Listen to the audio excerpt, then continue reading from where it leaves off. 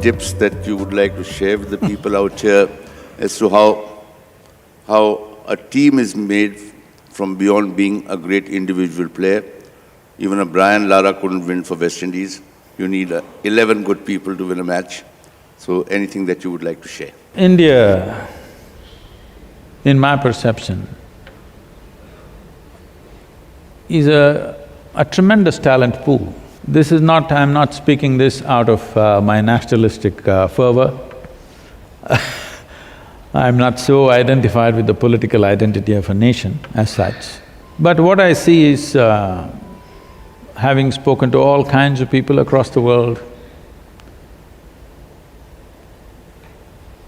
I've spoken in large universities, scientific community which have very keen minds, academics and others, but on an average, if you pick up a bunch of 100 people off the streets of Mumbai or Bangalore or Chennai or somewhere, you will find generally they are of a higher intellect than what you can pick up anywhere in the world, believe me. I'm not saying this because I'm an Indian. Generally, natural intellect is very high, but it is one of the most disorganized intellects. They have intelligence, but organization has not happened, which essentially means lack of leadership. There has not been an inspiring leadership for a long time. We get leaders only when there is super crisis. We don't get leaders to manage our well-being and enhance our well-being. Only when we're in a real deep pit, like Mahatma Gandhi is born, because we're in a total mess. Somebody else has occupied us and everything bad has been done to us. Now one leader props up out of desperation. Otherwise, to be a leader, naturally to stand up and be a leader, to create good things, to maintain good things and to enhance good things in the world, when I look back, I have not seen a leader like that for a long time in the history of this country. I think this is mainly… has many things to… there are many factors to this. I think one main factor is, we have been an occupied nation for too long and somehow we have developed this attitude, don't put your head up, somehow put it down and go home.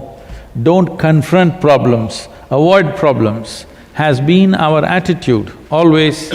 I think even today mothers are teaching their children, if there's any problem on the street, just put your head down and come home. Don't try to fix it, that's not your problem. Essentially, a leader means in some way you're willing to confront problems.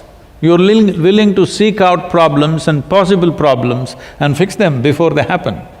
But that attitude has not been there, so we've not built leadership. And also being an occupied nation, we did not build many layers of leadership. If a good leader comes up there, everybody will start worshipping him. A leader does not need worship. He needs many tiers of leadership for him to find traction and do something meaningful. If his leadership has to find expression in the world, or in a nation, or in a state, or in an industry or whatever, you need many tiers of leadership. But in our society, generally when a good leader comes up, we will see worship, somebody will start building temples for him, somebody will start doing puja for him, all these things start happening. We have to shift from this attitude. Looking up to a leader for inspiration is good, but losing all sense about him is not good. So, what is needed in this country is to develop those many tiers of leadership. This is in… somewhere in 2004, that someone was at our yoga center, a very prominent person in the country, and he asked me, Sadhguru, this is great what you're doing, but what about the nation? I said, see, I have a list of 2,000 people who will make a difference for this country if we impact them. Get me these 2,000 people in the next 4 years. You will see a quiet change will happen in the nation.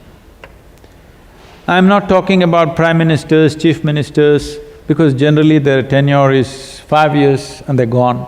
But there's another set of leaders in the society who may be business leaders, who may be bureaucratic leaders and social leaders of various kinds, who have a solid 25 to 30 years to impact.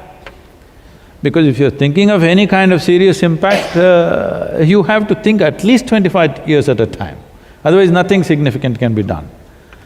So we've been trying to reach them and touch them. Now I can say about 42% of these 2,000 people across the country we have touched, they are bringing about a quiet, silent revolution. Because in my perception, a revolution is not about, I want you to change. This is not a revolution. This is a problem. This is the basis of all problems. I want you to change. I am willing to change. This is a revolution. To bring this forth in everybody, whatever is needed for the situation, I am willing to change myself and do my best in this given situation. This is a revolution. This is the revolution we need in this country right now, because everybody is stuck to their own mindsets, their own caste, their own creeds, their own whatever, different kinds of things. Everybody is an activist for his own causes. There is no bloody cause which is good enough in this world except human well-being. There is no other cause which is worthy of human attention. If we don't dedicate ourselves to that, if we dedicate ourselves to that, everyone in some way will become a leader.